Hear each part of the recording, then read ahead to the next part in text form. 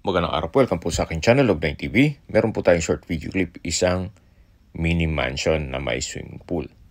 May lot area po ito na 1,207 square meters. Ito po'y titulado, kaya wala po kayong maging problema sa documentation o sa transfer ng title.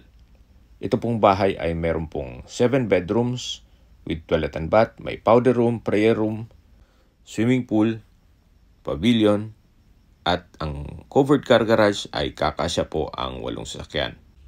At meron po itong automatic roll-up door. Ito po yung hallway na papunta sa mga kwarto at sa dulo po yung living area o salas at yung formal kitchen. Then ito pong flooring ay marble at lahat pong pintuan ay solid wood nara.